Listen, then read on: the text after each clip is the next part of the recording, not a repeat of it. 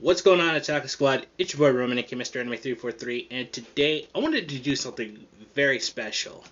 I had to sit down and watch a series my good friend Mad Matt Wheaton told me about, and there's a Netflix version coming out at the end of this month, and I'm pretty excited to actually check this out, because I plan on doing a comparison between the Netflix version and the original 6-episode OVA. Now you might be, Mr. Anime, what series are you talking about? And I'm glad you actually asked that question, because I do have an answer, and the series is called Bastard. It's actually a really good series. I totally gotta recommend checking it out. And I really have to say, I wish I actually knew about this series sooner. And boy did I'm actually really excited, because I got this originally off of eBay. So hold on a second, I'll pull it out real quick. Here we are. In fact, this is the series in question. As you can tell, that's actually Dark there, the main protagonist. In fact, this is the series that This is the series I'm actually going to be reviewing, just to actually show you guys.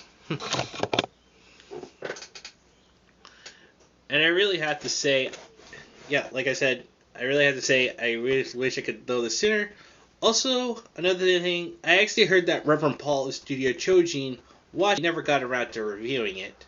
But I, of course, MisterAnime343, am going to dedicate this review to not only Reverend Paul of Studio Chojin, but also to my friend Mad Matt Wheaton. Okay, before I begin the video, I'd like to actually say this. Here's a slight disclaimer. These are my personal opinions, and should be left as such, and I suggest watching this, making your own opinions about this series. So here's how it'll go down. I'm going to give you guys a small plot of the story. I'm going to give you the good, the bad, the final score, and of course, whether it deserves the patent pending Mr. A seal of approval. So let's get into this review, shall we? Now the plot of the story is pretty straightforward. A powerful sorcerer is sealed away in a boy, and he is the key to preventing a powerful deity from coming to life and destroying the entire world. It means that the only way that you can actually be able to unleash this powerful sorcerer is from a kiss of a virgin. Basically, if you actually slept around with other men,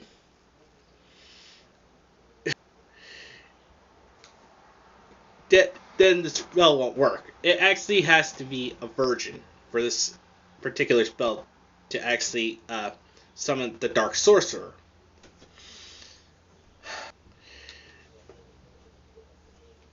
Surprisingly, when Yoko actually kisses Ruche, in order for the spell to work and Dark Snyder to be summoned, it kind of had a delayed effect, because her was actually, kind of questioning her, legitimacy of being a virgin. Oh. And it turns out, when she said she was 80% virgin, it kind of me in a serious way, because either you're a virgin or you're not. There's no, percentages of being a freaking virgin. Either you actually catch your V card or you let someone swipe it. Simp. But it turns out that Dark Snyder has a goal of having a harem and also ruling the world. As hilarious as this sounds, I just wanted to say, and this is just really talking here, Dark Snyder, I would definitely see Dark Snyder being a harem protagonist, and a better one than Issei from freaking High School DxD. And I know my friend J7X4 would definitely love that, since he actually has such a hate boner for Issei. But it turns out that a powerful sorcerer is trying to summon a dark deity, another dark sorcerer. It's been a while since I last watched the anime, since I'm still looking forward to seeing Netflix drop its version. Who is actually trying to summon the dark deity to destroy the entire world, and it's up to Dark Snyder to stop them from awakening that dark deity and destroying it. So, here we go. The good. Here's some things that I liked about the series as a whole. Number one, the character design. It just kind of shows that the characters were made, like, really artistically, and there's actually just a total beauty of actually having hand-drawn characters. Whereas, nowadays we actually have to deal with, CG and, cutting corners. It kind of actually, I prefer just going back and looking at all the animations that were painstakingly hand-drawn and just show aesthetically beautiful, scenarios to, what can be told in a story.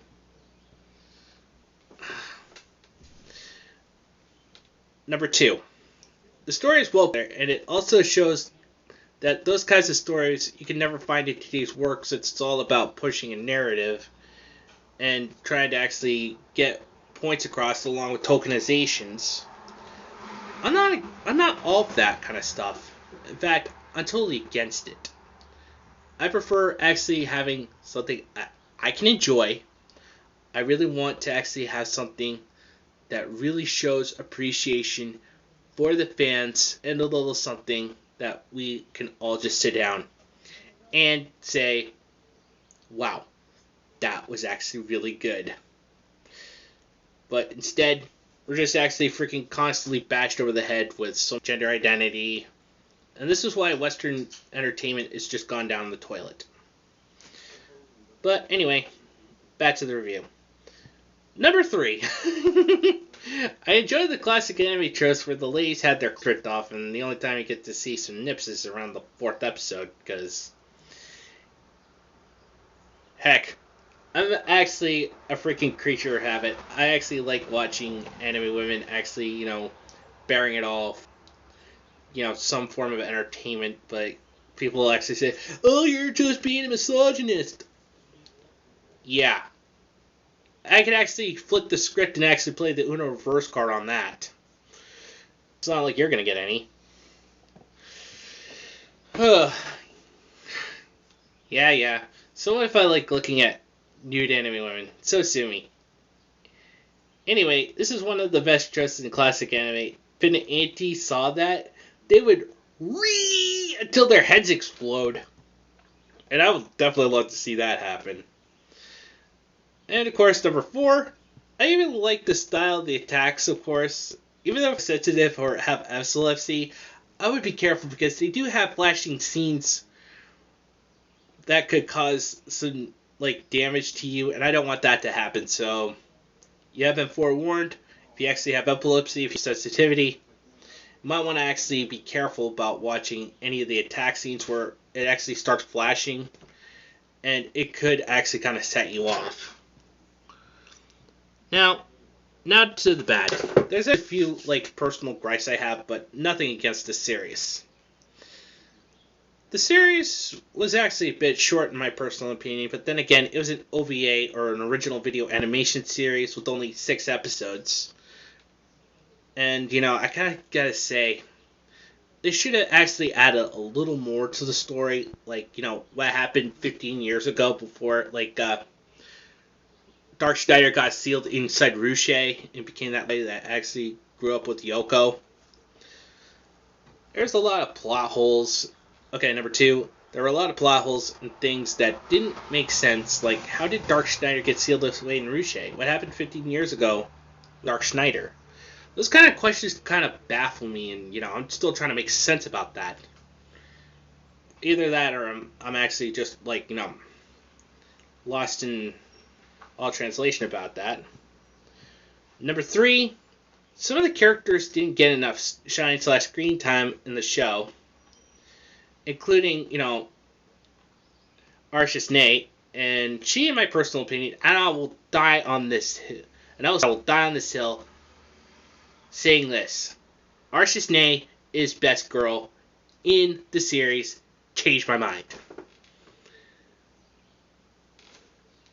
And number 4, some of the kind of seem to get repetitive, and you can see it coming as well, because it kind of actually just do,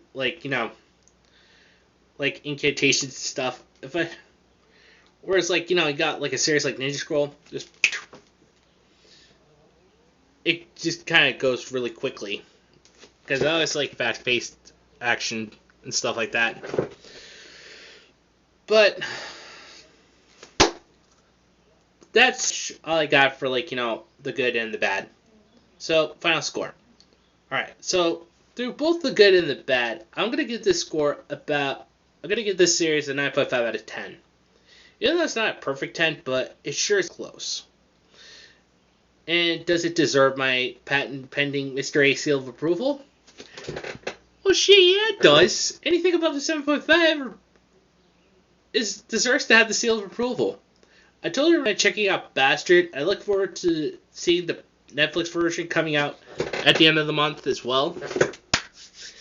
This is going to be so much fun. I actually wanted to do it as like a collab project between, me and another YouTuber. See how, like, our tastes actually stack out. Sort of like how Silent Joker and I actually did JoJo's Bizarre Adventure, like, for Stone Ocean. That was actually so much fun because I got to see what his are on the series, and he got to see mine. You guys got to actually see what we can both come up with. And that's why I actually just want to see if there's anyone that's actually interested in seeing both the classic OVA and the Netflix version and do a little side-by-side comparison and see which one, in our personal opinion, is better. But anyway, that's going to do it for this video. If you really enjoyed this, smash the like button, subscribe if you're new, or if you're actually really into this kind of content. If you want to support me financially, go find a Patreon. Will be linked down in the description below. And as always, guys, just remember these 4 things. Respect the life service, enjoy your fandoms, embrace your degeneracy, enemy freedom. And until the next time we meet again, this is MisterAnime343 saying, God, anime, mecha, and big titty waifu fucking speed.